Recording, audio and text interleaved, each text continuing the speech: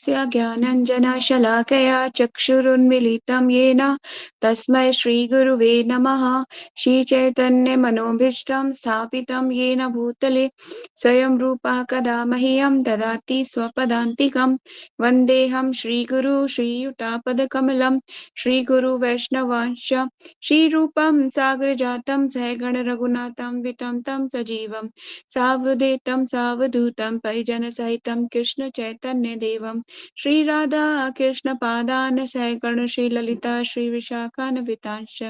हे कृष्ण करुणा सिन्धु दीनबन्धु जगत्पते गोपेश गोपिकान्त श्रीराधाकान्त नमोस्तुते। तप्तकाञ्चन गौराङ्गी राधे वृन्दावनेश्वरी विष्णुभानुसुते देवी प्रणमामि हरिप्रिये। वाञ्छाकल्पतरुभ्यश्च कृपा सिन्धु एव च पतितानां पावनेभ्यो वैष्णवेभ्यो नमो नमः। जय श्री कृष्ण चैतन्य प्रभु नित्यानंद श्री अद्वैत गदाधर श्रीवासादि गौर भक्तवृंद। हरे कृष्णा कृष्णा कृष्णा हरे हरे, हरे राम राम राम हरे हरे। नमो विष्णु पादाय कृष्णपृष्ठाय भूतले श्रीमते भक्ति वेदांत स्वामी निति नामिने। नमस्ते सरस्वती देवे गौरवाणी प्रचारिणे निर्विशेष शून्यवादी पाश्चात्य देश तारिणे। नमो विष्णु पादाय कृष्णपृष्ठाय भूतले श्रीमते जयपताक स्वामी निति नामिने। नामचार्य प्रदाय निताई कृपा प्रदायिने गौर कथा धाम दया नगर ग्राम तारिणे। मुखं करोति वाचालं पङ्गुं लङ्घयते गिरिं यत्कृपातहं वन्दे श्रीगुरुं दीनतारिणं परमानन्दं माधवं श्रीचैतन्येश्वरं। हरि ओम तत्सत्।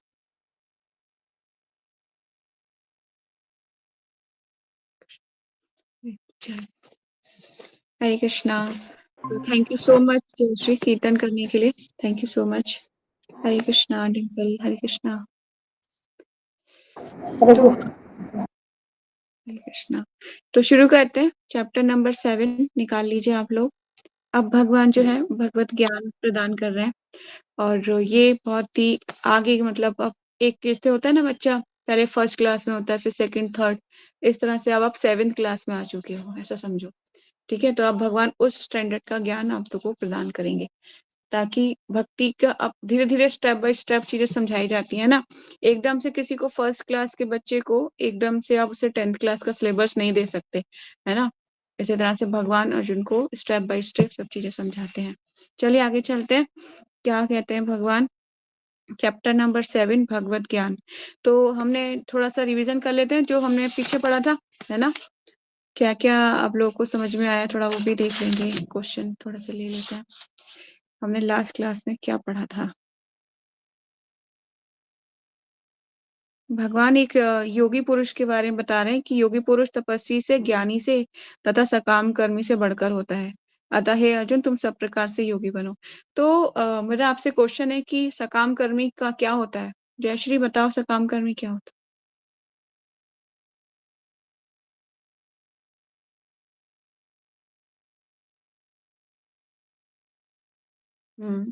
वो सकाम कर्म कहलाता है। ठीक है। और लेकिन सकाम कर्म इच्छा की पूर्ति के लिए भी किया जाता है। एक डेफिनेशन तो ये हो सकती है, दूसरी डेफिनेशन जो शास्त्रों में वर्णित है वो ये है कि कुछ लोग शास्त्रों के अनुसार जो धार्मिक कार्य करते हैं अपनी इंद्रिय तृप्ति के लिए। फॉर एग्जाम्पल कि जैसे बोला जाता है ना, यज्ञ अनुष्ठान करो, लेकिन उसके पीछे कुछ मोटिव होता है। दिस इज कॉल्ड ऑल्सो सकाम कर्मी। ठीक है, सकाम कर्मी की श्रेणी में आते हैं वो। और तो आगे भगवान बोले हैं कि और समस्त योगियों में से जो योगी अत्यंत श्रद्धा पूर्वक मेरे परायण है, अपने अंतःकरण में मेरे विषय में सोचता है, वही मेरी दिव्य प्रेम भक्ति करता है। वे योग में मुझसे परम अंतरंग रूप से युक्त रहता है और सर्वोच्च और सबों में सर्वोच्च है, यही मेरा मत है। भगवान बोले हैं कि हर जो योगी होता है उसका अत्यंत श्रद्धा पूर्वक मेरे परायण होता है, हमेशा मतलब भगवान के शरणागत होता है, अंतःकरण भगवान के विषय में सोचता है, वे मेरी दिव्य प्रेम भक्ति करता है और वे योग में मुझसे परम अंतरंग रूप से युक्त रहता है और सबों में सर्वोच्च है, यही मेरा मत है। भगवान को मान रहे हैं कि योगी जो मेरे परायण है वो ही सर्वोच्च योगी है। ठीक है। और इसमें मेरा और क्वेश्चन जो रहेगा आप लोगों से ये है कि आप लोगों को ईशा, आपके लिए क्वेश्चन ये है कि आप बताओ कि ध्यान योगी क्या होते हैं? ध्यान योगी वो होते हैं जो तपस्या करते हैं, ध्यान करते हैं, जैसे भगवान का जो निराकार रूप हो गया, उस पे ध्यान लगाना, ध्यान योगी। ध्यान के द्वारा कोशिश करते हैं कि हम ध्यान करके भगवान को प्राप्त कर लेंगे। ज्ञान योगी कौन होते हैं तुलसी दीदी? ज्ञानी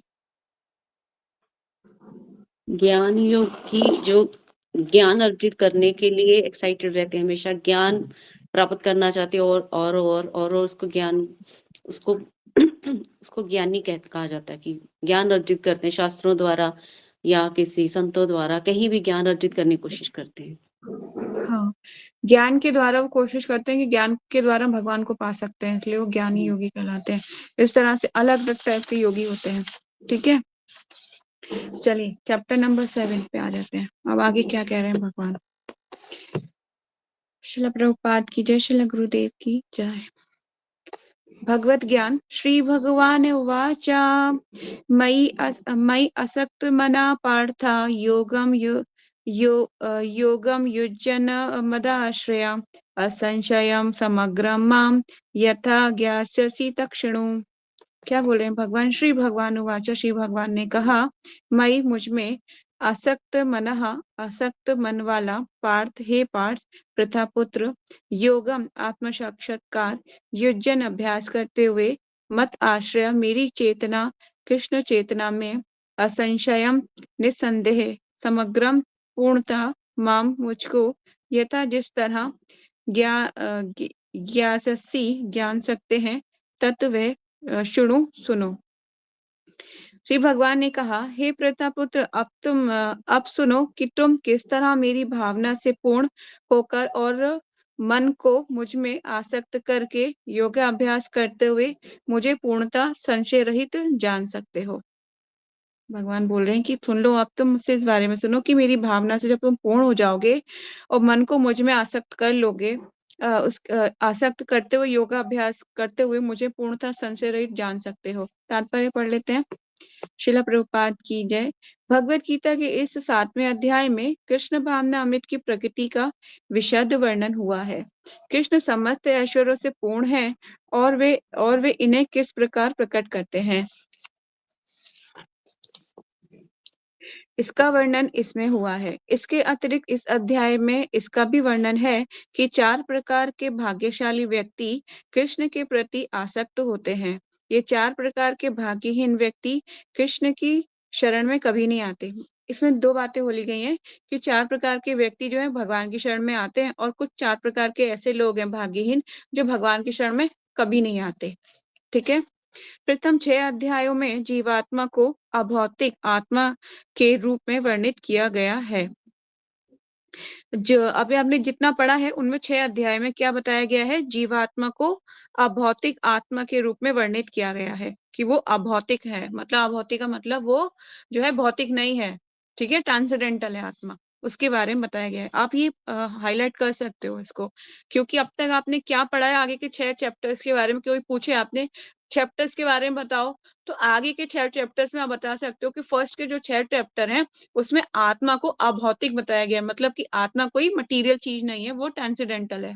ठीक है, तो ये नॉलेज थोड़ा आपको होना चाहिए। कोई भी आपसे क्वेश्चन करे या कभी भी आपको किसी को कुछ बढ़ाना पड़े तो आप उसको समझा सकते हो। प्रथम 6 अध्यायों में जीवात्मा को अभौतिक आत्मा के रूप में वर्णित किया गया है, जो विभिन्न प्रकार के योगों द्वारा आत्म साक्षात्कार को प्राप्त हो सकता है। 6ठे अध्याय के अंत में ये स्पष्ट कहा गया है कि मन को कृष्ण पर एकाग्र करना, या दूसरे शब्दों में कृष्ण भावनामृत ही सर्वोच्च योग है। सर्वोच्च योग क्या है? कृष्ण भावनामृत ही सर्वोच्च योग है। श्रीमद् भागवतम अनेक ग्रंथ इस बात पर जोर देते हैं कि और किसी की चीज के द्वारा हम भगवान से नहीं जान सकते, सिर्फ कृष्ण भावनामृत होके ही भगवान को समझा जा सकता है। ठीक है, मन को कृष्ण पर एकाग्र करने से ही मनुष्य परम सत्य को पूर्णता जान सकता है, अन्यथा नहीं। निर्विशेष ब्रह्म ज्योति या अंतर्यामी परमात्मा की अनुभूति परम सत्य का पूर्ण ज्ञान नहीं है, क्योंकि ये आंशिक होती है। कृष्ण ही पूर्ण तथा वैज्ञानिक ज्ञान है और कृष्ण भावना अमृत में ही मनुष्य की को सारी अनुभूति होती है। पूर्ण कृष्ण भावना अमृत में मनुष्य जान पाता है कि कृष्ण ही निस्संदेह परम ज्ञान है। विभिन्न प्रकार के योग तो कृष्ण भावना अमृत के मार्ग के सोपान सदस्य हैं। जो व्यक्ति कृष्ण भावना अमृत ग्रहण करता है वह स्वतः ब्रह्म ज्योति तथा परमात्मा के विषय में पूरी तरह जान लेता है।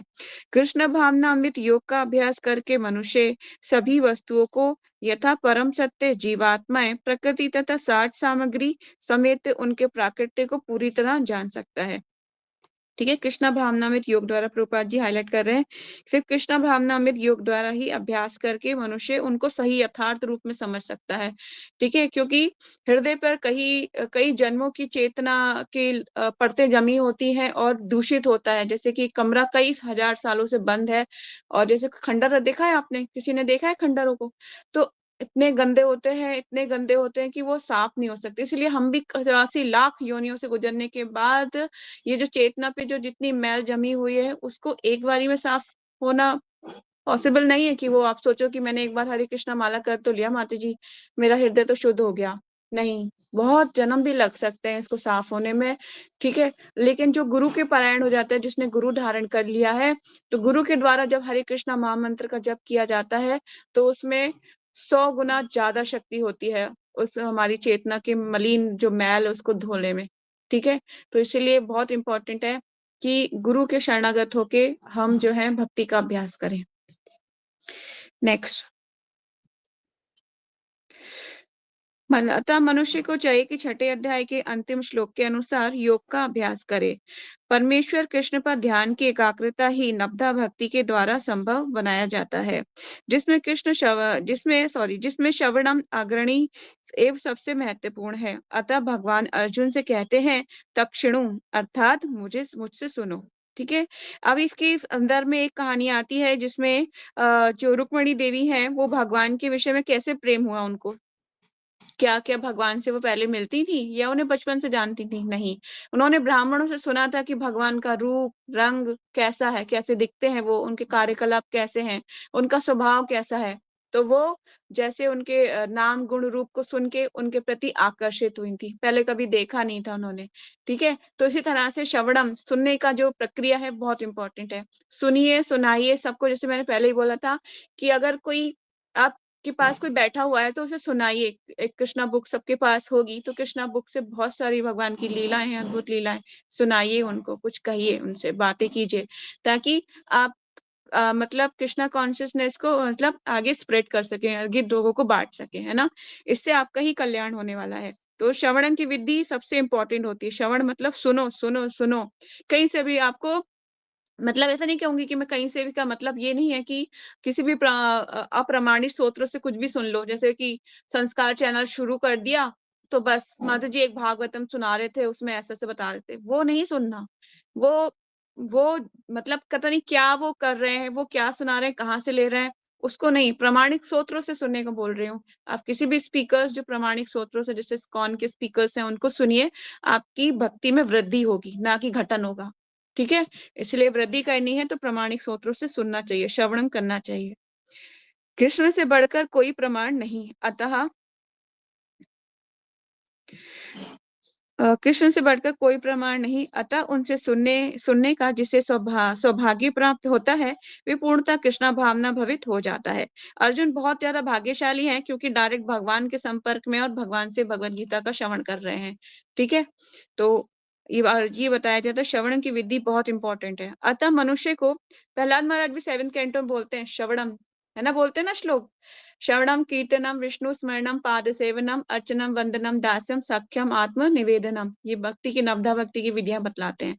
तो जब आप आएंगे हम भी, मुझे लगता है कि मुझे आप लोगों के साथ भागवतम भी पढ़ना चाहिए। ऐसा कभी हुआ ना तो हम भागवतम भी शुरू करेंगे फिर।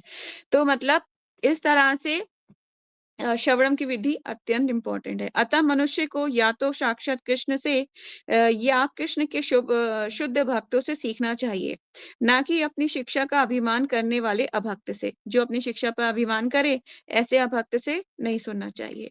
परम सत्य श्री भगवान कृष्ण को जानने की विधि का वर्णन श्रीमद् भागवतम के प्रथम स्कंद के 2वें अध्याय में इस प्रकार हुआ है।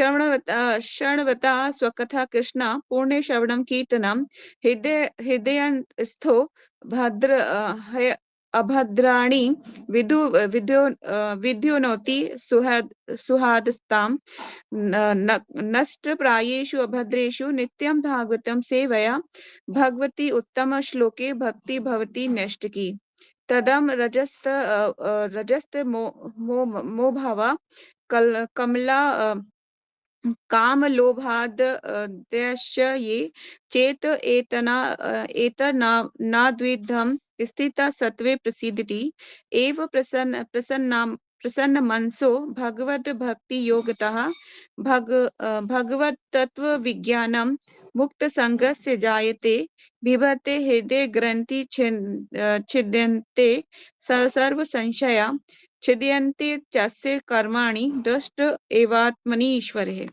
वैदिक साहित्य से कृष्ण के विषय में सुनना या भगवत गीता से साक्षात उन्हीं से सुनना अपने अपने आप में पुण्य कर्म है।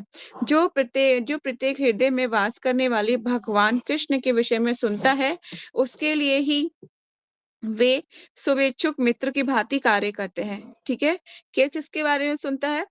जो मतलब प्रत्यक्ष विधि, मतलब कि यहाँ पे बोला जा रहा है जो प्रत्येक हृदय में वास करने वाले भगवान कृष्ण के विषय में सुनता है, उसके लिए वे शुभेच्छुक मित्र की भांति कार्य करते हैं। ठीक है, जब भगवान के बारे में श्रवण करते रहते हैं तो भगवान एज ए फ्रेंड बन जाते हैं। तो आपके लिए वैसा ही एटमॉस्फेयर तैयार करेंगे, सब चीजें, भक्तों का संगत मिलेगा आपको, धाम में वास मिलेगा। तो वैसी चीजें ना स्टेप बाय स्टेप आगे बढ़ती रहेंगी। फिर आप अपनी अगर लाइफ में खड़े होके उस स्टेज पे यू टर्न मार के थोड़ा सा देखने का प्रयास करोगे ना, तो आपको डिफरेंस पता चलेगा कि मेरी भौतिक लाइफ जो थी और अब की जो लाइफ है उसमें क्या डिफरेंस आया है। ठीक है, अगर आपको लग रहा है कोई डिफरेंस नहीं आया तो समझ लीजिए भक्ति में अभी आगे नहीं बढ़ पाए हो। अगर डिफरेंट पता लग रहा है तो इसका मतलब आपको लगेगा कि हाँ कुछ स्टेप, मतलब मैंने कुछ स्टेप आगे बढ़ी हूँ।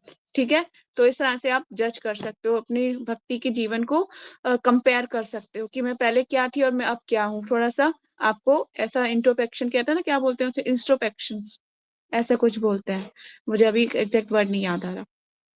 तो कर सकते हो ऐसा, आप आत्मनिरीक्षण जिसे कहते हैं। ठीक है, कृष्ण के विषय में सुनता है, उसके लिए शुभेच्छुक मित्र की भांति कार्य करते हैं, और जो भक्त निरंतर उनका श्रवण करता है उसे वे शुद्ध कर देते हैं। इसलिए जब भगवान के बारे में हम श्रवण, मतलब इसमें कई विधियां आती हैं श्रवण में। एक तो सुनना प्रामाणिक सूत्रों से, दूसरा आता है हरे कृष्णा महामंत्र का उच्चारण करके ध्यान पूर्वक हरे कृष्णा मंत्र सुनना, अपनी चैंटिंग को सुनना। ठीक है, जब आप नहीं सुन पा रहे हो अपनी चैंटिंग को तो वो चैंटिंग काउंटेबल भी नहीं करनी चाहिए। यहाँ तक कि हमारे वरिष्ठ वैष्णव बोलते हैं कि जब आपकी चैंटिंग, आप चैंटिंग कर रहे हो और नहीं सुन पा रहे हो अपनी चैंटिंग को, तो वो काउंट ही नहीं करना चाहिए। आपको हियरिंग आपके कान में जाना चाहिए मंत्र। ठीक है, तब आपका हृदय शुद्ध होगा। जो भक्त निरंतर उनका श्रवण करता है उसे वे शुद्ध कर देते हैं। इस प्रकार भक्त अपने सुप्त दिव्य ज्ञान को फिर से पा लेता है।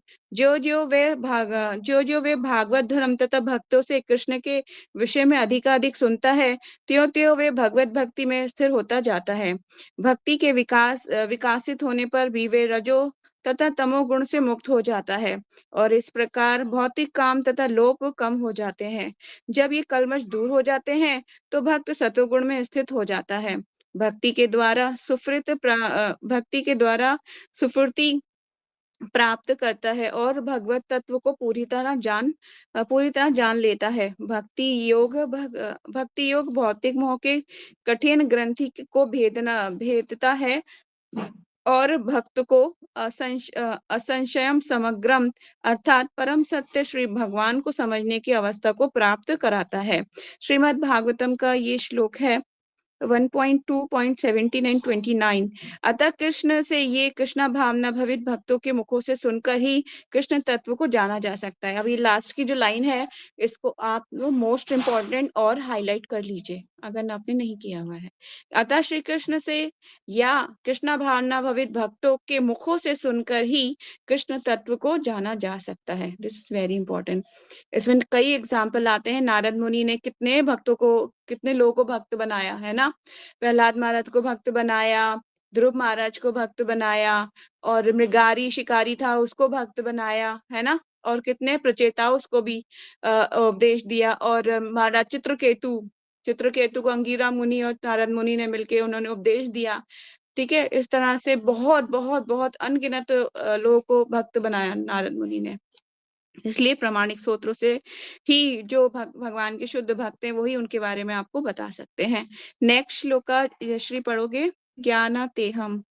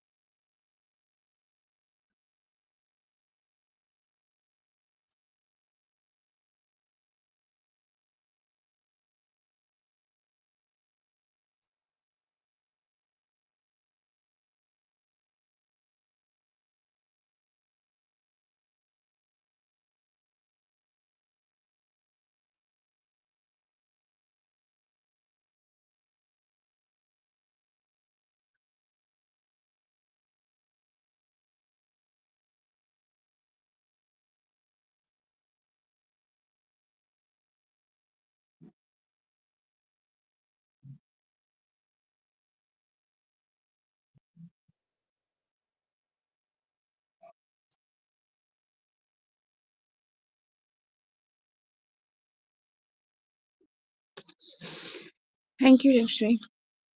भगवान बोल रहे हैं कि अब मैं तुमसे क्या कहूंगा, व्यवहारिक दिव्य ज्ञान कहूंगा, जिसे जान लेने पर अब तुम्हें कुछ भी जानने के लिए शेष नहीं रहेगा। तात्पर्य प्रभुपाद जी स्पष्ट बता रहे हैं कि जिसने पूर्ण ज्ञान के बारे में, कि प्रत्यक्ष जगत के इसके पीछे काम करने वाला, मतलब आत्मा, एक तो आत्मा के बारे में, और इन दोनों के उद्गम सम्मिलित है। ठीक है, दिव्य ज्ञान, इन दोनों, ये दिव्य ज्ञान कहलाएगा। एक तो आत्मा के बारे में, और दूसरा इनके उद्गम क्या है, इसका उद्गम मतलब कहाँ से आई है जीवात्मा, उसके बारे में। दूसरा ज्ञान की पद्धति बताना चाहते हैं कि अर्जुन उनका विश्वस्त भक्त मित्र था। चतुर्थ अध्याय के प्रारंभ में इसकी व्याख्या कृष्ण ने की कि उसकी पुष्टि यहाँ पर हो रही है। भगवत भक्त द्वारा पूर्ण ज्ञान लाभ भगवान से प्रारंभ होने वाली गुरु परंपरा से प्राप्त किया जा सकता है। प्रभुपाद जी इस पे हाईलाइट कर रहे हैं और फोर्स कर रहे हैं कि गुरु परंपरा से ही प्राप्त किया जा सकता है, जो गुरु के परंपरा के द्वारा आ रहे हैं। और गुरु परंपरा मैंने बताया था आपको, भगवत गीता के स्टार्टिंग में ही आपको गुरु परंपरा दिख जाएगी, है ना। जो गुरु परंपरा देखना चाहते हैं, पढ़ना चाहते हैं, वो वहां से उसको देख सकते हैं कि हम कैसे आ रहे हैं गुरु परंपरा के द्वारा। तो प्रभुपाद जी आगे बता रहे हैं कि इतना तो बुद्धिमान होना चाहिए कि वो ये जान पाए कि समस्त कारणों का कारण कौन है। क्या आप में से कोई ऐसा है जो अभी तक ये नहीं जान पाया हो कि समस्त कारणों का कारण कौन है? सबको पता है, Krishna is the supreme personality of godhead, भगवान ही समस्त कारणों के कारण है ना। ब्रह्म संहिता का पहला श्लोक को क्या कहता है, क्या कहता है, किसी को याद है? ईश्वर परमा कृष्ण सच्चिदानंद विग्रह, अनादिर आदिर गोविंद सर्व कारण कारणम। ब्रह्मा जी पुष्टि करते हैं कि अनादिर आदिर भगवान ही सभी आदि हैं। आदि मतलब पुराने भी वही है और नवीन भी वही है, और वही समस्त कारणों के कारण है। ठीक है, नेक्स्ट श्लोक का ईशा पढ़ोगे, मनुष्य नाम सहस्त्रेषु। माता जी मैं हाँ ईशा पढ़ो। मनुष्याणां सहस्रेषु कश्चिद्यति सिद्धये यततामपि सिद्धानां कश्चिनां वेत्ति तत्त्वतः। शब्दार्थ मनुष्यनाम, मनुष्य में से सहस्रेषु हजारों कश्चित कोई एक यद्यपि प्रयत्न करता है सिद्धये सिद्धि के लिए यतताम इस प्रकार प्रयत्न करने वाले अपि निसंदेह सिद्धानाम सिद्ध लोगों में से कश्चित कोई एक माम मुझको वेत्ति जानता है तत्वतः वास्तव में कई हजार मनुष्यों में से एक सिद्ध सिद्ध के लिए प्रयत्नशील होता है और इस तरह सिद्धि प्राप्त करने वाले में से बिरला ही कोई एक मुझे वास्तव में जान पाता है। तात्पर्य मनुष्यों की विभिन्न कोटियां हैं और हजारों मनुष्यों में से शायद बिरला मनुष्य ही यह जानने में रुचि रखता है कि आत्मा क्या है, शरीर क्या है और परम सत्य क्या है। सामान्यतः मानव आहार, निद्रा, भय तथा मैथुन जैसी पशु वृत्तियों में लगा रहता है और मुश्किल से कोई एक दिव्य ज्ञान में रुचि रखता है। गीता के प्रथम 6 अध्याय उन लोगों के लिए है जिनकी रुचि दिव्य ज्ञान में आत्मा, परमात्मा तथा ज्ञान योग, ध्यान योग द्वारा अनुभूति की क्रिया में तथा पदार्थ से आत्मा के पार्थक्य को जानने में है। किंतु कृष्ण तो केवल उन्हीं व्यक्तियों द्वारा ज्ञेय है जो कृष्ण भावना भवित है। अन्य योगी निर्विशेष ब्रह्म अनुभूति प्राप्त कर सकते हैं क्योंकि कृष्ण को जानने की अपेक्षा यह सुगम है। कृष्ण परम पुरुष है किंतु साथ ही वे ब्रह्म तथा परमात्मा ज्ञान से परे हैं। योगी तथा ज्ञानी जन कृष्ण को नहीं समझ पाते। यद्यपि महानतम निर्विशेषवादी मायावादी शंकराचार्य ने अपने गीता भाष्य में स्वीकार किया है कि कृष्ण भगवान है किंतु उनके अनुयायी इससे स्वीकार नहीं करते क्योंकि भले ही किसी को निर्विशेष ब्रह्म की दिव्य अनुभूति क्यों न हो, कृष्ण को जान पाना अत्यंत कठिन है। कृष्ण भगवान समस्त कारणों के कारण आदि पुरुष गोविंद है। ईश्वर परमः कृष्ण सच्चिदानंद विग्रह अनादिर आदिर गोविंद सर्व कारण कारणम। भक्तों के लिए उन्हें जान पाना अत्यंत कठिन है। यद्यपि अभक्तगण यह घोषित करते हैं कि भक्ति का मार्ग सुगम है किंतु वे इस पर चलते नहीं। यदि भक्ति मार्ग इतना सुगम है जितना अभक्तगण कहते हैं तो फिर वे कठिन मार्ग को क्यों ग्रहण करते हैं। वास्तव में भक्ति मार्ग सुगम नहीं है। भक्ति के ज्ञान से हीन अंधिकारी लोगों द्वारा ग्रहण किया जाने वाला तथाकथित भक्ति मार्ग भले ही सुगम हो किंतु जब विधि विधानों के अनुसार दृढ़तापूर्वक इसका अभ्यास किया जाता है तो मीमांसक तथा दार्शनिक इस मार्ग से च्युत हो जाते हैं। श्रील गोस्वामी अपनी कृत भक्ति रसामृत सिंधु में लिखते हैं श्रुति स्मृति पुराणादि पंचरात्रि विधिं विनः एकान्तिकी हरेर् भक्तिरुत्पाद्य कल्पते। वह भगवत भक्ति जो उपनिषदों, पुराणों तथा नारद पंचतत्व जैसे प्रामाणिक वैदिक ग्रंथों की अवहेलना करती है, समाज में व्यर्थ की अव्यवस्था फैलाने वाली है। ब्रह्मवेत्ता निर्विशेषवादी या परमात्मा वेत्ता योगी भगवान श्री कृष्ण को यशोदानंदन या पार्थसारथी के रूप में कभी नहीं समझ सकते। कभी कभी बड़े बड़े देवता भी श्री कृष्ण के विषय में भ्रमित हो जाते हैं। मुह्यंती यत् सूरया माम तु वेद न कश्चन। भगवान कहते हैं कि कोई भी मुझे उस रूप में तत्वतः नहीं जानता जैसा मैं हूँ, और यदि कोई जानता है स महात्मा सुदुर्लभा, तो ऐसा महात्मा विरला होता है। अतः भगवान की भक्ति किए बिना कोई भगवान को तत्वतः नहीं जान पाता, भले ही वह महान विद्वान या दार्शनिक क्यों न हो। केवल शुद्ध भक्ति कृष्ण के अचिंत्य गुणों को सब कारणों के कारण रूप में, उनकी सर्वशक्ति मता तथा ऐश्वर्य, उनकी संपत्ति, यश, बल, सौंदर्य, ज्ञान तथा वैराग्य के विषय में कुछ जान सकता है, क्योंकि कृष्ण अपने भक्तों पर दयालु होते हैं। ब्रह्म साक्षात्कार की वे पराकाष्ठा हैं और केवल भक्तगण ही उन्हें तत्वतः जान सकते हैं।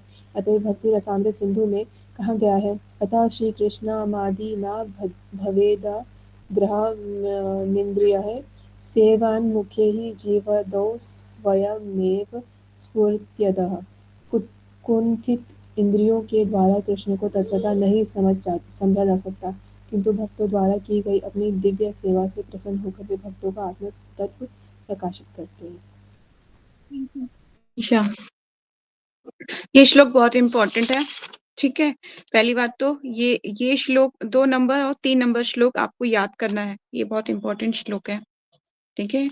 और ये जो मनुष्य नाम सहस्त्रेषु कश्यति सिद्धये यतितामापि सिद्धानाम कश्चित मना वेति तत्वतः, ये बहुत इंपॉर्टेंट श्लोक है। भगवान ज्यादातर ये कोट किया जाता है कि कोई 1000 मनुष्यों में से कोई एक सिद्धि के लिए प्रयत्नशील होता है। इतने सारे लोगों में से बहुत कम लोग होते हैं जो भक्ति में इंटरेस्ट दिखाते हैं, मतलब अपना, है ना। आप देखिए ना, इस संसार में कितने % लोग हैं जो भक्ति कर रहे हैं, अपने आसपास देख लो, बहुत कम, परसेंटेज बहुत कम है। तो भगवान यहाँ पर उसी बात को दोहरा रहे हैं कि कई 1000 मनुष्यों में से कोई एक सिद्धि के लिए प्रयत्नशील होता है, और इस तरह सिद्धि प्राप्त करने वालों में से, मतलब जो सिद्धि प्राप्त करने की जो इच्छुक है, मतलब जो भगवान के पास जाने के इच्छुक है, उनमें से कोई एक ही विरला ही मुझे वास्तव में जान पाता है। मतलब इतने सारे लोगों में से एक, कितनी कम परसेंटेज है, देख लीजिए, बहुत कम, है ना। मतलब कि भगवान तक पहुंचने का रास्ता, जैसे कि हमने 14 प्लेनेटरी सिस्टम पढ़ा था ना, पढ़ा था कि नहीं पढ़ा था। अगर आगे बढ़ते बढ़ते कोई एक जगह पसंद आ गई, मान लो स्वर्ग लोक देखा, आपको रास्ते में पड़ेगा, सब कुछ मिलेगा, सब कुछ देखने के लिए, और आ गया वहां पे पसंद, माता जी मैं तो यही रहना चाहती हूँ, इतने अच्छे बाग बगीचे हैं, इतने सारे सुंदर सुंदर फल हैं, इतने सुंदर सुंदर अप्सराएं हैं, लोग हैं, मतलब यहाँ से करोड़ों गुना ज्यादा सुंदर है वहां पे स्वर्गवासी। ये मत सोचिएगा कि वो पता नहीं कैसे दिखते होंगे, नहीं, करोड़ों गुना ज्यादा सुंदर है, ठीक है। तो उससे आपको हो सकता है कि आप किसी भी लोक में रहने की इच्छा आपके हृदय में आ गई तो वहीं रह जाओगे। तो बहुत इंपॉर्टेंट है कि दृढ़ रहना चाहिए भक्ति के प्रति। जो नहीं है दृढ़, वो फिर नीचे के लोकों में या ऊपर के लोकों में भटकता रहेगा। लेकिन जो मतलब नहीं है, जिसके भक्ति में दृढ़ नहीं है भगवान तक पहुंचने की, उसकी क्योंकि ऐसे प्रलोभन आएंगे रास्ते में। कितना बड़ी है ना स्टेज, देखा ना आपने, 14 प्लेनेटरी सिस्टम जाने के लिए, भगवान तक पहुंचने के लिए कितनी बड़ी सीढ़ी है। 7 के ऊपर के लोगों को पार करने के बाद यहाँ तक कि स्वर्ग लोग आएगा, फिर जन्म, महातपा, फिर सत्य लोग, ब्रह्मा जी का लोक, जहाँ पे आयु कितनी बड़ी है ना। हमारे पृथ्वी लोक से कितना गुना ज्यादा वहाँ की एज है ब्रह्मा जी की। फिर उससे आगे सत्य लोक में रहने का इच्छा हुई, मैं तो बहुत लंबी उम्र चाहिए, मैं इनके लोक में रह लूं, नहीं। फिर अगर फिर भी दृढ़ संकल्प रहा, तो फिर ऊपर के लोकों में जब जाओगे, फिर आएगा गर्भोदय, है ना, गर्भोदय कौशन, फिर ऊपर शिव जी, कैलाश, फिर ऊपर और ऊपर, फिर साकेत धाम के फिर और ऊपर ब्रह्म ज्योति से फिर और ऊपर वैकुंठ से फिर और ऊपर, फिर गोलोक। ये इतना आसान नहीं है भगवान तक पहुंचना कि गोलोक हम वृंदावन ऐसे ही पहुंच जाएंगे आसानी से, बहुत मुश्किल है, बहुत मुश्किल है।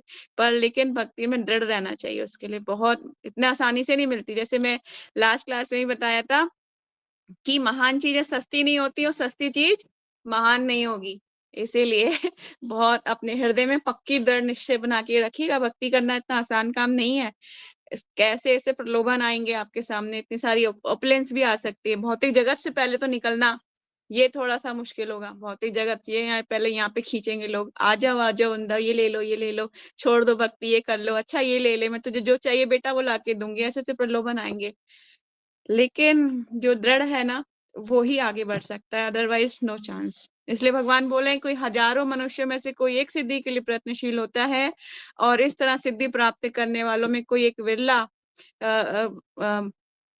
विरला ही कोई मुझे वास्तविक में जान पाता है। प्रभुपाद तात्पर्य में स्पष्ट बता रहे हैं कि भगवान जो है, जैसे लास्ट के पैराग्राफ एक बार मैं पढ़ लेती हूँ, जहाँ पर भगवान प्रभुपाद जी बताने का प्रयास करें, लास्ट के पैराग्राफ का लास्ट वाला। अतः भगवान की भक्ति किए बिना कोई भगवान को तत्वता नहीं जान पाता, भले ही वे महान विद्वान या दार्शनिक क्यों ना हो। केवल शुद्ध भक्त ही भगवान कृष्ण के अचिंत्य गुणों को इन सब कारणों के कारण के रूप में उनकी सर्वशक्तिमता तथा ऐश्वर्य, उनकी संपत्ति, यश, बल, सौंदर्य, ज्ञान तथा वैराग्य के विषय में कुछ कुछ जान सकता है। पूरा कुछ नहीं, सिर्फ थोड़ा थोड़ा। अब आप कहोगे मारी थोड़ा थोड़ा क्यों, पूरा क्यों नहीं? इसका मतलब यह है कि इतना भगवान का ऐश्वर्य कितना बड़ा है, विशाल है भगवान। जैसे भगवत गीता में 10th चैप्टर भगवान थोड़े थोड़े ऐश्वर्यों का वर्णन करेंगे, फिर भगवान कहते हैं ये तो बहुत सीमित है, अभी ऐश्वर्य तो असीमित है, उसको जान पाना आसान काम नहीं है, ठीक है। तो मतलब बोल रहे हैं कि यश, बल, सौंदर्य, ज्ञान तथा वैराग्य के विषय में कुछ-कुछ जान सकता है, क्योंकि कृष्ण अपने भक्तों पर दयालु होते हैं। ब्रह्म साक्षात्कार की वे पराकाष्ठा हैं, तो केवल भक्तगण ही उन्हें तत्वतः जान सकते हैं। अतः भक्ति रसामृत सिंधु में कहा गया है, अतः श्री कृष्ण नामादि न भवेत ग्राह्यम इंद्रिये, सेवन्मुखी ही जिह्वादो स्वमेव सुहृदः। कुंठित इंद्रियों के द्वारा कृष्ण को तत्वतः नहीं समझा जा सकता, किंतु भक्तों के द्वारा की गई दिव्य सेवा से प्रसन्न होकर वे भक्तों को आत्म तत्व प्रकाशित करते हैं। ठीक है, इसीलिए कहीं पे भी सेवा मिले करते रहो, कुछ भी मत छोड़ो। सेवा के लिए हमें ऐसा होना चाहिए कि ना, जैसे कि एक भूखा इंसान खाने के लिए उसको खाना दिख जाता है तो कुछ नहीं सोचता कि ये ज़्यादा तीखा है या ये बहुत मीठा है। वो कोई स्वाद इसके बारे में नहीं सोचता। जिसको तीव्र भूख होती है, वो उसको एकदम लेने के बाद खाने के प्रयास करता है। इसी तरह जब सेवा मिल जाए ना, किसी भी कीमत पे मत छोड़ो। मैं आपको बोल रही हूँ, जो लोग मायापुर जा रहे हैं, उनको कुछ भी सेवा मिल जाती है।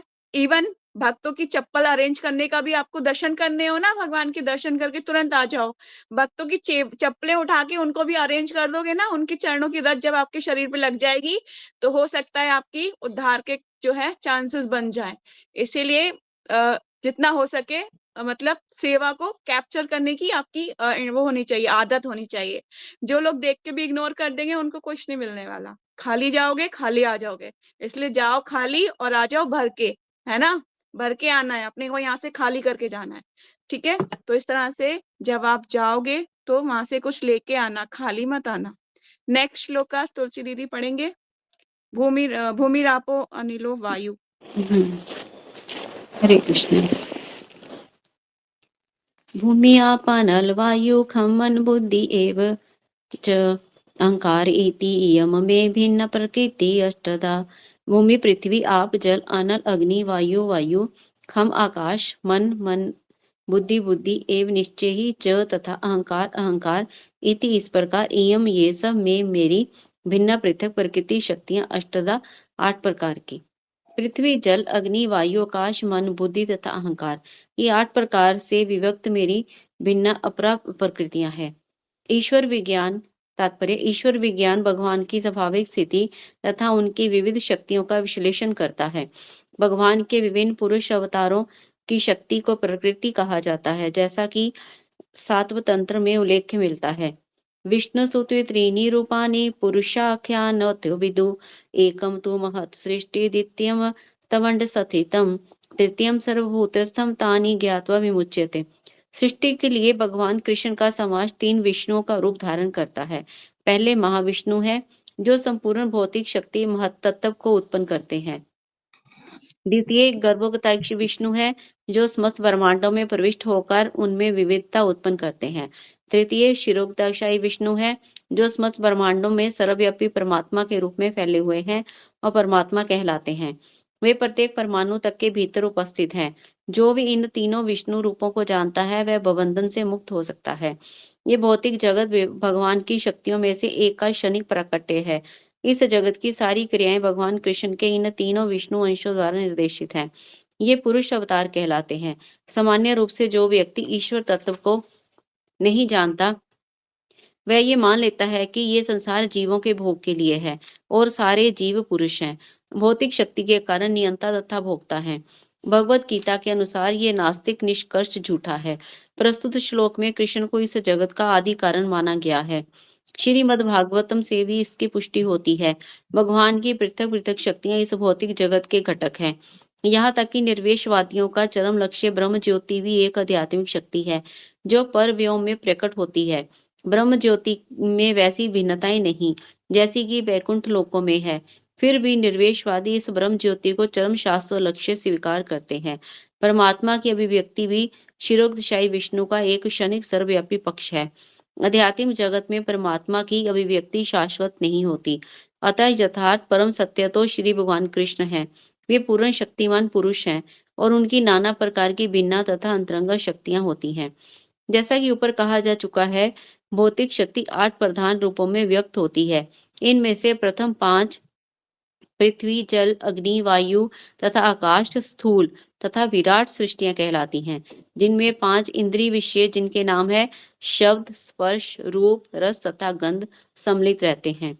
भौतिक विज्ञान में ये ही 10 तत्व हैं, किंतु अन्य 3 तत्वों को जिनके नाम मन, बुद्धि तथा अहंकार है, भौतिकवादी उपेक्षित रखते हैं। दार्शनिक भी जो मानसिक कार्यकलापों से संबंध रखते हैं, पूर्ण ज्ञानी नहीं है, क्योंकि वे परम उद्गम कृष्ण को नहीं जानते।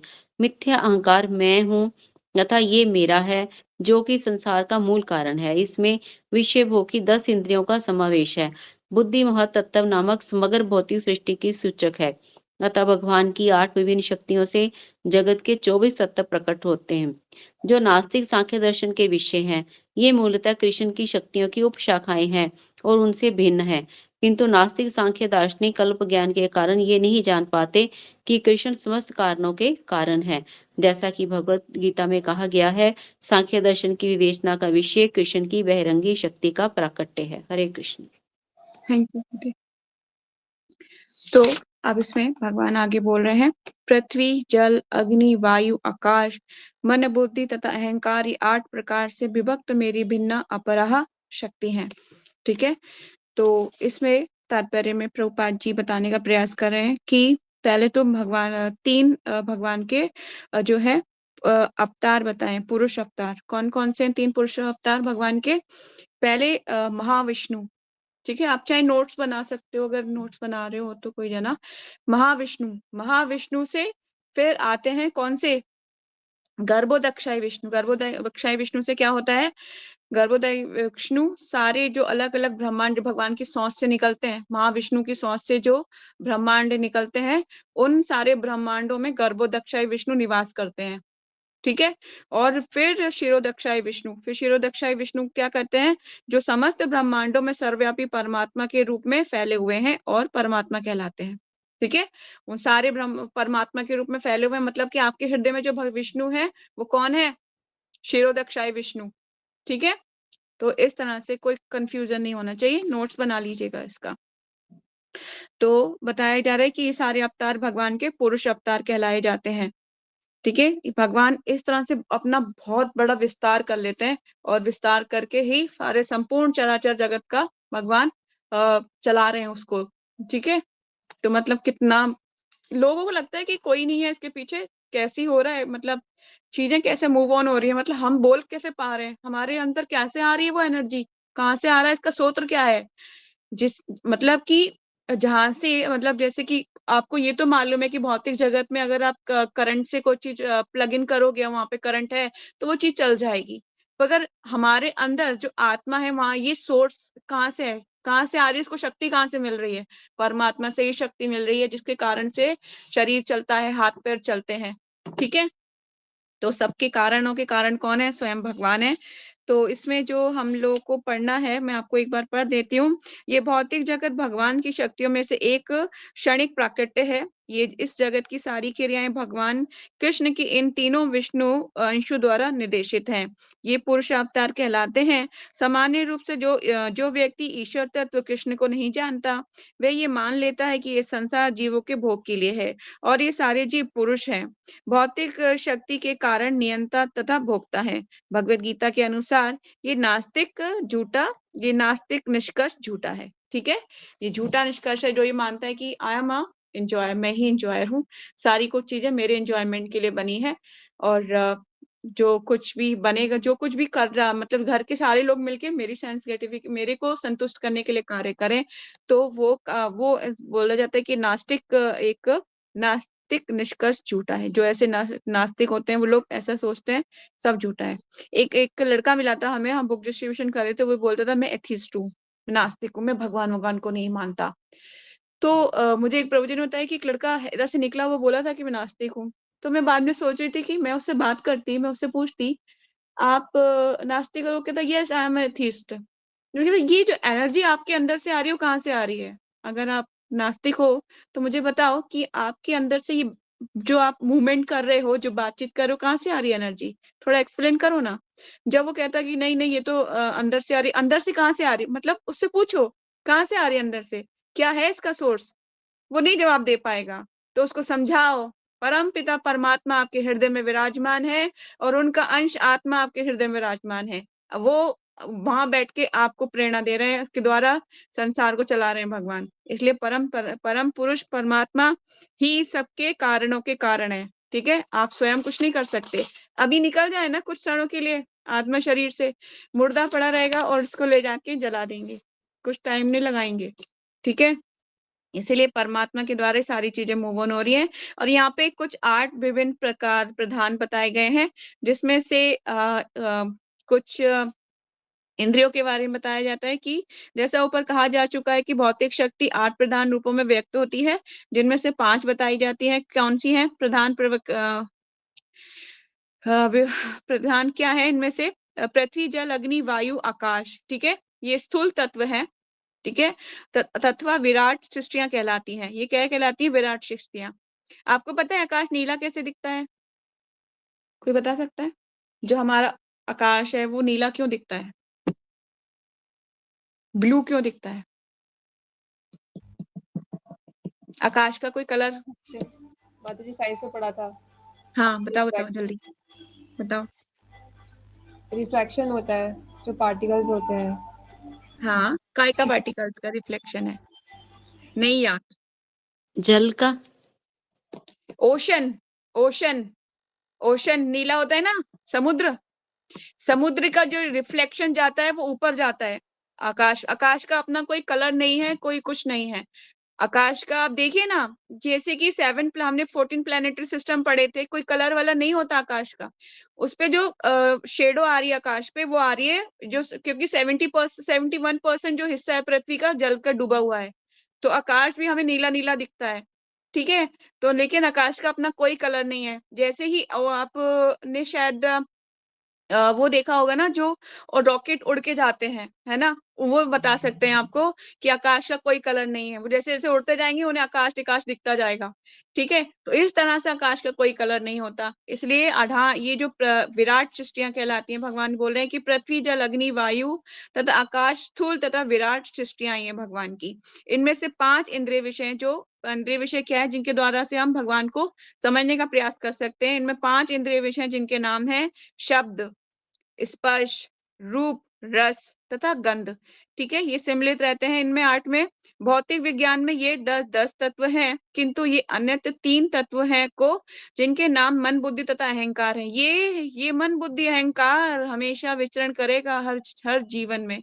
84 लाख योनियों में मन, बुद्धि, अहंकार के साथ आत्मा जर्नी करती रहती है। और हर स्टेज में जाके, मतलब कि कहने मतलब है कि अगर आपने कुत्ते की योनि में थे, तो आपके कुत्ते की चेतना भी आपके शरीर वो सफर करेगी अगली योनि में, अगली योनि में, अगली योनि में। इस तरह से 84 लाख योनियों में घूमने के बाद कहीं जाके मनुष्य शरीर प्राप्त होता है। उसके बाद भी नहीं करते, अपने आध्यात्मिक जीवन के बारे में नहीं सोचते, तो फिर से दोबारा से पशु की योनि में स्थानांतरित कर दिए जाओगे। ये आप लिख लो कहीं पे, अपने सबकॉन्शियस माइंड में निवास कर लीजिए इसको। ठीक है, इसलिए अगर आप नहीं जाना चाहते 84 लाख योनियों में वापस, तो भगवान के नाम को पर ध्यान दीजिए, फोकस कीजिए, सुनने का प्रयास कीजिए। भगवान की कृपा होगी तो भगवान आपको यहाँ से निकालने के लिए आपका बंदोबस्त करेंगे, भक्तों को भेजेंगे, शास्त्रों को भेजेंगे, है ना, तब आप निकल पाओगे। ठीक है, तो ये हम यहाँ पर हमने 24 तत्व में से एक तत्व है महतत्व। महतत्व के ऊपर बहुत गहराई है। महतत्व पूरे भौतिक संसार, मतलब भौतिक प्रकृति को जानना ही महतत्व कहा जाता है। एक बार मैं पढ़ देती हूँ। मन, बुद्धि, अहंकार भौतिकतावादी उपेक्षित रखते हैं। दार्शनिक को जो भी मानसिक कार्यकलापों से संबंध रखते हैं पूर्ण ज्ञानी नहीं है, क्योंकि वे परम उद्गम कृष्ण को नहीं जानते। मिथ्या अहंकार मैं हूँ, ये मेरा है, जो कि संसार का मूल कारण है। इसमें विषय भोग की 10 इंद्रियों का समावेश है। बुद्धि महतत्व नामक समग्र भौतिक सृष्टि का सूचक है। ठीक है, अतः भगवान की 8 भिन्न शक्तियों में से जगत के ये 24 तत्व प्रकट होते हैं, जो नास्तिक सांख्य दर्शन के विषय हैं। ये मूलतः कृष्ण की शक्तियों की उपशाखाएं हैं और उनसे भिन्न है। किंतु नास्तिक सांख्य दार्शनिक अल्प ज्ञान के कारण ये नहीं जान पाते कि कृष्ण कारणों के समस्त कारणों के कारण है, जैसा कि श्रीमद् भगवत गीता में कहा गया है। सांख्य दर्शन की विवेचना का विषय कृष्ण की बहिरंगा शक्ति का प्राकट्य है। ठीक है, भगवान की बहिरंगा शक्ति मतलब जिसे बोला जा रहा है ऊपर अपराह शक्ति। ठीक है, उसको भगवान की जो है बहिरंगा शक्ति मतलब एक्सटर्नल पोटेंसी कहा जाता है। नेक्स्ट श्लोकास डिम्पल पढ़ोगे आप? यस माता जी, हरे कृष्णा। हरे कृष्ण। अपरा इयम इदा अपरा इदम अपरा एक मिनट अपरा इदम ईता तु अनन्यम प्रकृतिम विधि में पराम जीव भूतां महाबाहो ययेदम धर्यते जगत। अपरा निकृष्ट जड़ा इयम यह इतः इसके अतिरिक्त तू लेकिन अनन्याम अन्य प्रकृति को विधि जानने का प्रयत्न करो। मैं मेरी पराम उत्कृष्ट चेतना जीव भूताम जीवों वाली महाबाहो हे बलिष्ठ भुजाओं वाले यया जिसके द्वारा इदम यह धार्यते प्रयुक्त किया जाता है दोहन होता है जगत संसार। हे महाबाहो अर्जुन, इनके अतिरिक्त मेरी एक अन्य पराशक्ति है जो उन जीवों से युक्त है जो इस भौतिक अपरा प्रकृति के साधनों का विदोहन कर रहे हैं। तात्पर्य, इस श्लोक में स्पष्ट कहा गया है कि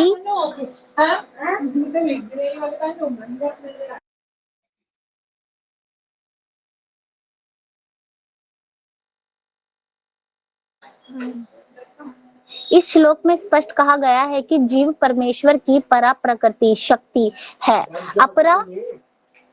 अपरा शक्ति जो पृथ्वी जल अग्नि वायु आकाश मन बुद्धि तथा अहंकार जैसे विभिन्न तत्वों के रूप में प्रकट होती है। भौतिक प्रकृति के ये दोनों रूप स्थूल पृथ्वी आदि तथा सूक्ष्म मन आदि अपरा शक्ति के ही प्रतिफल हैं। जीव जो अपने विभिन्न कार्यों के लिए अपरा शक्तियों का विदोहन करता रहता है स्वयं परमेश्वर की पराशक्ति है और वही शक्ति है जिसके कारण सारा संसार कार्यशील है। इस दृश्य जगत में कार्य करने की तब तक शक्ति नहीं आती जब तक कि पराशक्ति अर्थात जीव द्वारा यह गतिशील नहीं बनाया जाता। शक्ति का नियंत्रण सदैव शक्तिमान करता है, अतः जीव सदैव भगवान द्वारा नियंत्रित होते हैं। जीवों का अपना कोई स्वतंत्र अस्तित्व नहीं है, वे कभी भी समशक्तिमान नहीं है जैसा कि बुद्धिहीन मनुष्य सोचते हैं। श्रीमद् भागवत में जीव तथा भगवान के अंतर को इस प्रकार बताया गया है। अपरिमिता ध्रुवास्तनुभृतो यदि स्वर्गता सतर्हि न शास्यतेति नियमो ध्रुव नेत्रथा अजनि च यन्मयं तद विमुच्य नियंत्र भवेत सममनुजनानताम मत दुष्टतया। हे परमेश्वर शाश्वत, यदि सारे देहधारी जीव आप ही की तरह शाश्वत एवं सर्वव्यापी होते तो वे आपके नियंत्रण में ना होते, किंतु यदि जीवों को आपकी सूक्ष्म शक्ति के रूप में मान लिया जाए तब तो वे सभी आपके परम नियंत्रण में आ जाते हैं। अतः वास्तविक मुक्ति तो आपकी शरण में जाना है और इस शरणागति से वे सुखी होंगे। उस स्वरूप में ही वे नियंता बन सकते हैं। अतः अल्पज्ञ पुरुष जो अद्वैतवाद के पक्षधर है और इस सिद्धांत का प्रचार करते हैं कि भगवान और जीव सभी प्रकार से एक दूसरे से समान है, वास्तव में वे दूषित मत द्वारा निर्देशित होते हैं। परमेश्वर कृष्ण की एकमात्र नियंता है। परमेश्वर कृष्ण ही एकमात्र नियंता है और सारे जीव उन्हीं के द्वारा नियंत्रित होते हैं। सारे जीव उनकी पराशक्ति हैं क्योंकि उनके गुण परमेश्वर के समान है, किंतु वे शक्ति की मात्रा के विषय में कभी भी समान नहीं है। स्थूल तथा सूक्ष्म अपराशक्ति का उपभोग करते हुए पराशक्ति जीव को अपने वास्तविक मन तथा बुद्धि की विस्मृति हो जाती है। इस विस्मृति का कारण जीव पर जड़ प्रकृति का प्रभाव है, किंतु जब जीव माया के बंधन से मुक्त हो जाता है तो उसे मुक्ति पद प्राप्त होता है। माया के प्रभाव में आकर अहंकार सोचता है मैं ही पदार्थ हूँ और सारी भौतिक उपलब्धि मेरी है। जब वह सारे भौतिक विचारों से, जिनमें भगवान के सात तन्मय भी सम्मिलित होते हैं, मुक्त हो जाता है, तो उसे वास्तविक स्थिति प्राप्त होती है। अतः यह निष्कर्ष निकाला जा सकता है कि गीता जीव को कृष्ण की अनेक शक्तियों में से एक मानती है और जब यह शक्ति भौतिक कलश में से मुक्त हो जाती है, तो यह पूर्णतः कृष्ण भावना भावित या बंधन मुक्त हो जाती है। हरे कृष्ण। Thank you Dimple. तो भगवान बोल रहे हैं, हे महाबाहु अर्जुन, इसके अतिरिक्त मेरी एक अन्य पराशक्ति है जो उन जीवों से युक्त है जो इस भौतिक अपरा प्रकृति के साधनों का विदोहन कर रहे हैं। ठीक है, तात्पर्य प्रभुपाद जी स्पष्ट रूप से बताते हैं कि आपकी अपरा शक्तियां कौन कौन सी हैं भगवान की। पृथ्वी, जल, अग्नि, वायु, आकाश, मन, बुद्धि, अहंकार जैसे विभिन्न तत्व भगवान की अपरा शक्ति कहलाते हैं। ठीक है, भौतिक ये आप नोट्स बना सकते हो कि अपरा शक्ति कौन सी होती है और पराशक्तियां कौन सी होती हैं। ठीक है, भौतिक प्रकृति के तीनों रूप स्थूल, पृथ्वी आदि तथा सूक्ष्म मन आदि अपरा शक्ति के ही प्रतिफल हैं।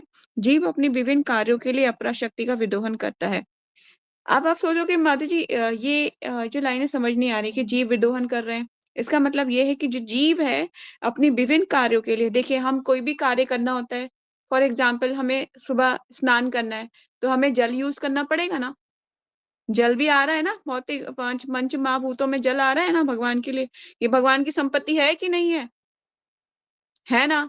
इसलिए इसको जब भी कभी यूज करें तो बहुत ध्यान से यूज कीजिए, वेस्ट नहीं होने चाहिए। भगवान इसका हिसाब ले लेंगे आपसे। तो ये जो जीव है भगवान की चीजों को यूज कर रहा है। इस तरह से वायु को हम ग्रहण करते हैं नहीं करते हैं। जब वायु चलती है, आप देखिएगा जब मंद मंद वायु जब बहती है, अब जैसे गर्मी आने शुरू होगी ना धीरे धीरे, और ठंडी ठंडी हवा और गरम गरम हल्का सा बीच का मौसम होगा, तब आपको सुख की अनुभूति होगी, वाह कितना अच्छा मौसम है। इस तरह वायु भी हम ग्रहण करते हैं ना करते हैं। वायु के बिना आप जी पाओगे? सांस ले सकते हो? नहीं। अब जल हो गया, वायु हो गया, आकाश। आपको अब आकाश सर उठा के देखना है। अब देखिए 2 दिन से जीव जो है भगवान के द्वारा नियंत्रित है ना। क्या आप अपनी इच्छा से बादलों को हटा सकते हो? अभी बारिश का मौसम है दिल्ली में, हटा सकते हो कि माता जी आज मेरा मन नहीं है बारिश ये बादल देखने का, मैं इसको हटा देती हूँ? कर सकते हो? नहीं। क्यों? जीवात्मा सारी भगवान द्वारा नियंत्रित है। भगवान जैसा चाहेंगे जीवात्मा को वैसा ही रहना पड़ेगा। ठीक है, अगर भगवान चाहेंगे कि इसे तेज धूप में तपाऊं तो वो तेज धूप भी सहन करनी पड़ेगी। भगवान चाहेंगे ज्यादा बारिश दूं तो ज्यादा बारिश भी सहन करनी पड़ेगी। क्यों? क्योंकि हम इस भौतिक संसार में अपनी इच्छा से आए हैं। ठीक है, अब जो जेल में जाता है उसको जेल के कानूनों को फॉलो करना पड़ता है ना। ना कि वो वहां पे बैठ के चलाएगा वो अपनी चला नहीं सकता, क्योंकि वो उसमें बंदी है, बंदी बनाया हुआ है। इसलिए बंदी कभी भी अपनी नहीं चला सकता, उसको वहां के रूल्स एंड रेगुलेशन फॉलो करने पड़ेंगे। तो सब कुछ भगवान के द्वारा नियंत्रित है और जीव भी भगवान के द्वारा नियंत्रित है।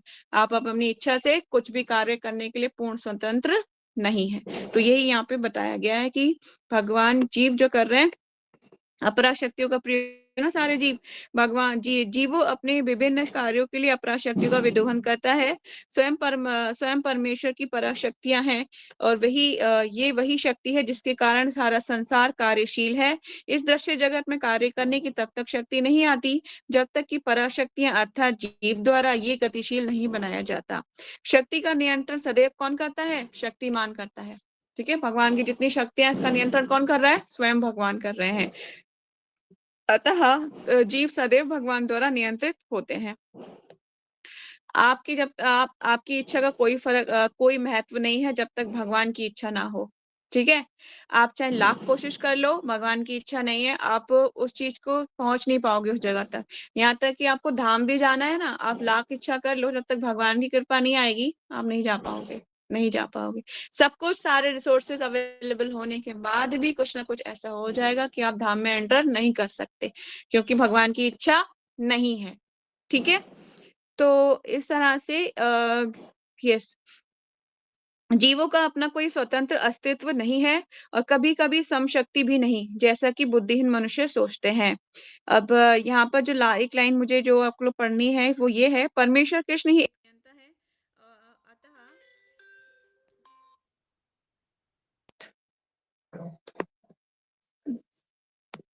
कॉल आ गई थी। तो परमेश्वर कृष्ण एकमात्र नियंता है और सारे जीव उन्हीं के द्वारा नियंत्रित हैं। सारे जीव उनकी पराशक्ति हैं क्योंकि उनके गुण परमेश्वर के समान हैं।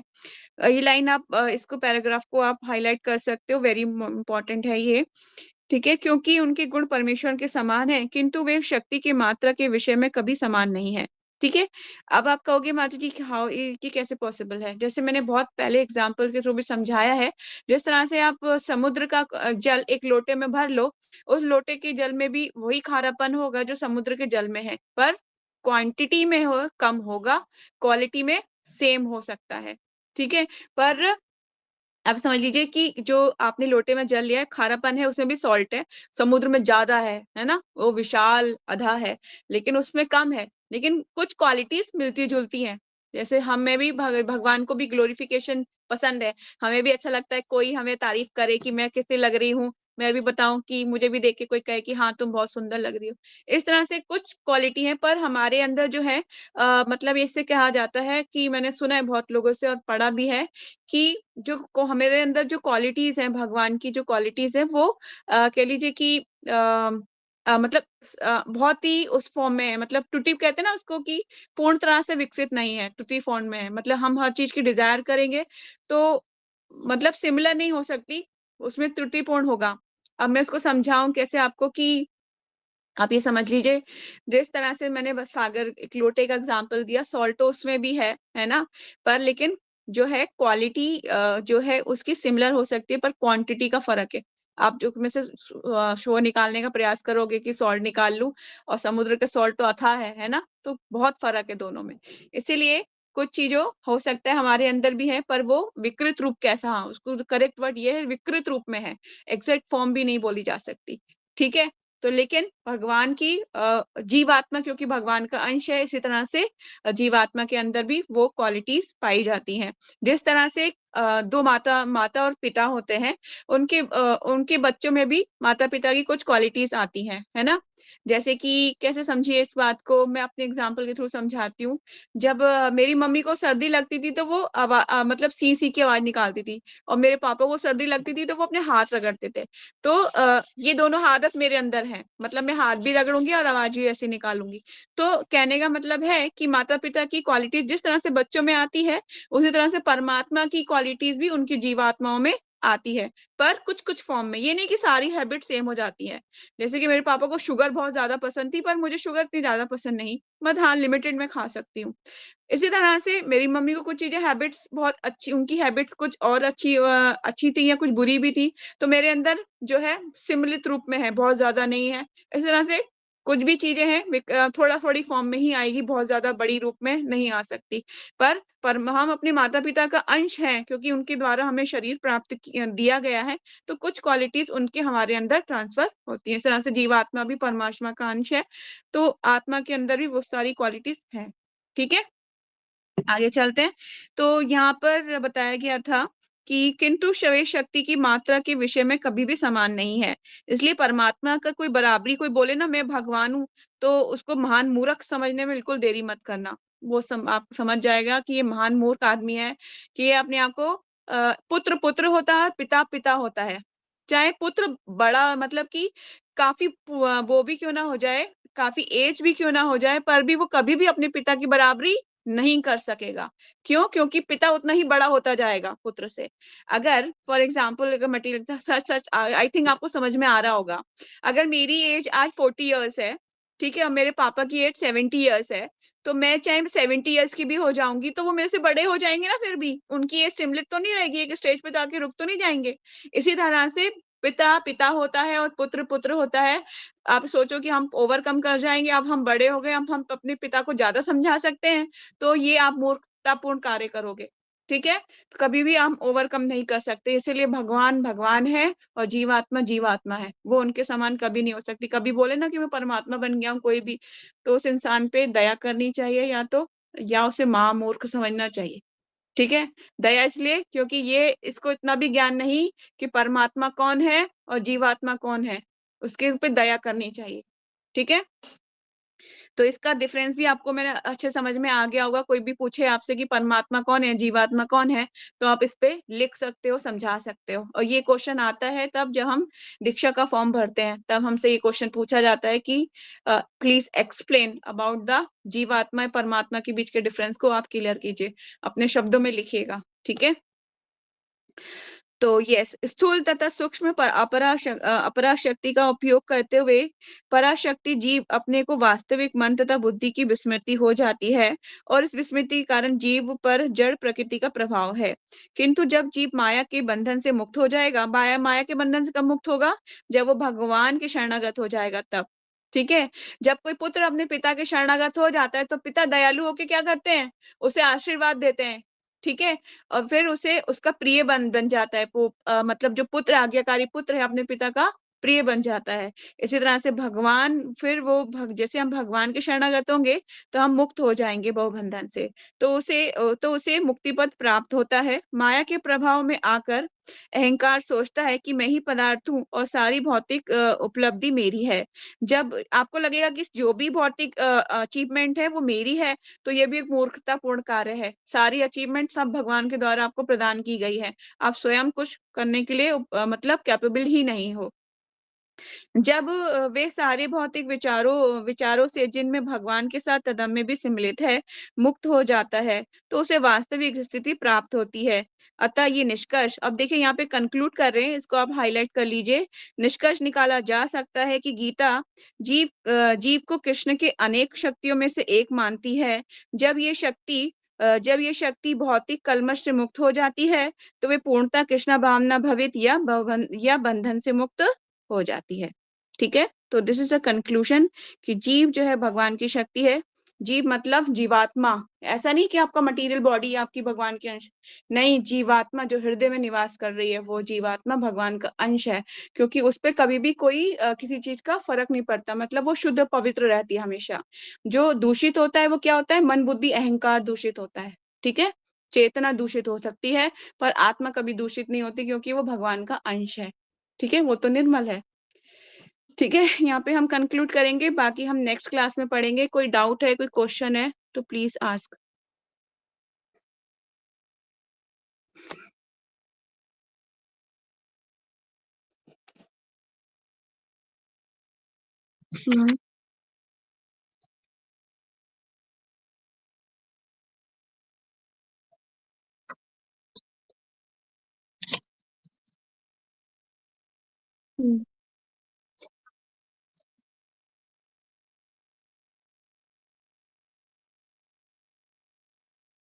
कौन से पैराग्राफ में है?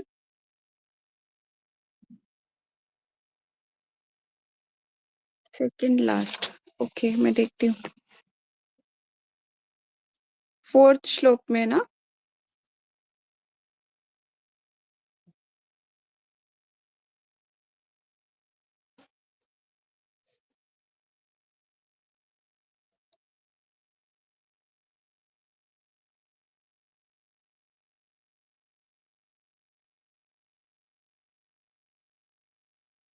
ओके।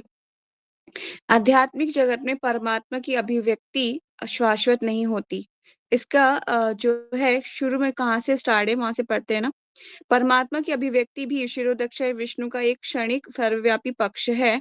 आध्यात्मिक जगत में परमात्मा की अभिव्यक्ति शाश्वत नहीं होती। अतः यथार्थ परम सत्य को श्री भगवान कृष्ण है। ठीक है, यहाँ पे बोला जा रहा है जो यथार्थ में जो परम सत्य है वो भगवान श्री कृष्ण है, और वे पूर्ण शक्तिमान पुरुष हैं, और उनकी नाना प्रकार की भिन्न तथा अंतरंगा शक्तियां होती हैं। तो आध्यात्मिक जगत में परमात्मा की जो अभिव्यक्ति शाश्वत नहीं होती, इससे मतलब ये है कि बताया जा रहा है कि श्री भगवान ही वहां पे जो यथार्थ में जो परम सत्य है वो श्री भगवान है। ठीक है, ये बताया जा रहा है कि वहां पे जो यथार्थ में जो सत्य है वो श्री भगवान कृष्ण है, और वे पूर्ण शक्तिमान पुरुष हैं, और उनकी नाना प्रकार की भिन्न तथा अंतरंगा शक्तियां होती हैं। ठीक है, समझ में आया आपको? नहीं आया? अभी तक नहीं आया? ठीक है, मैं आपको वॉइस नोट भेज दूंगी, ठीक है, आपको वॉइस नोट भेज के समझा दूंगी, क्योंकि हो सकता है कि और इसको डीप में समझाना पड़ेगा। और कुछ?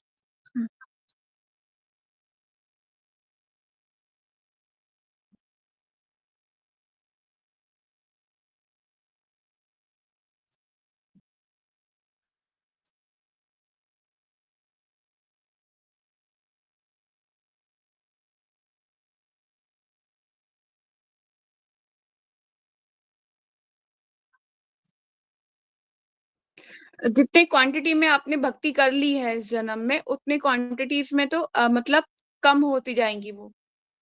फॉर एग्जाम्पल कि अभी आपने पिछले जन्म से आप कैट की प्रवृत्ति है ना, तो अभी आपकी जो प्रवृत्ति होंगी कुछ कुछ मैच करेगी आपको वहां से, पिछले पिछले लाइफ से कुछ कुछ आपकी प्रवृत्ति मैच करेगी। हो सकता है भौतिकतावादी ज्यादा हो, आप मटेरियलिस्टिक सोच ज्यादा हो, है ना। पर लेकिन अब इस जन्म में आपने भगवान का नाम लिया है, उतनी ही क्वांटिटी में जितनी ही आपने अच्छे से भक्ति करी है, उतनी ही क्वांटिटी में आपका जो है मतलब सफाई हो गई है, उतनी ही सफाई हो चुकी है। अब नेक्स्ट बर्थ में अगर आप डिवोटी के घर में जन्म लोगे, तो जहां से भक्ति शुरू की खत्म की है, वहां से वो कंटिन्यू होगी, है ना। लेकिन जितनी चेतना दूषित है, वो थोड़ी मात्रा में, उतना तो उसको वहां पे भी सफाई करनी पड़ेगी ना नेक्स्ट बर्थ में जाके, उतना ही हरि नाम का जप करना पड़ेगा। तो वो वैसे ही उसका प्रोसेस में क्लीनिंगनेस में चलेगा, फिर दोबारा से सफाई होगी, मतलब फिर हरे नाम कृष्ण हरे कृष्ण महामंत्र का जप करेगा। और डिवोटी फैमिली में आएगा पहला कोर, जैसे मैंने बताया था, फर्स्ट जो प्रसाद लेगा वो भी प्रसाद होगा, जहाँ पैर रखेगा वो भी डिवोटी का घर होगा, मंदिर जाएगा उसको, मतलब सारा एटमोस्फेयर वैसा मिलेगा। तो उसकी जो है चांसेस भक्ति के बहुत ज्यादा बढ़ जाएंगे, है ना। जैसे कि छोटे बच्चे का भी काफी वो पॉपुलर हो चुका है भागवत, है ना। वो बाय बर्थ डिवोटी है, पिछले जन्म से भक्ति कंटिन्यू कर रहा है, क्या मृदंगा भी बजा लेता है, करताल भी बजा लेता है, श्लोकस भी जानता है भगवत गीता के, मतलब वो भक्ति करके आ चुका है वहां से, और अभी यहाँ पे आके डिवोटी की फैमिली में कंटिन्यू कर रहा है जो उसने छोड़ी हुई थी वहां से। ठीक है, कहाँ से आती है उन बच्चों के अंदर इतनी पावर, आप देखिए ना बाय बर्थ कैसे वो कितने वो रिमार्केबल चाइल्ड होते हैं, कहाँ से आ रही है वो सारी चीजें, तो वहीं से आ रही है। और कुछ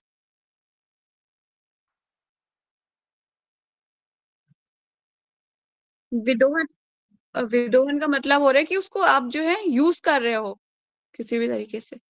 ठीक है, विदोहन का मतलब होता है आप उसको यूज कर रहे हो, जैसे मैंने बताया फॉर एग्जाम्पल के थ्रू, आप वायु यूज कर रहे हो, जल यूज कर रहे हो, है ना, आकाश के नीचे हम रहते हैं, बहुत चीजें है। अग्नि का आप यूज कर रहे हो, डेली आप प्रसाद बना के खाते हो, भगवान को भोग लगाते हो, वो यूज कर रहे हो ना भगवान की सारी चीजें। इसी तरह से इनका मिसयूज भी नहीं करना चाहिए, बहुत ध्यान रखना चाहिए। और कुछ हो गया?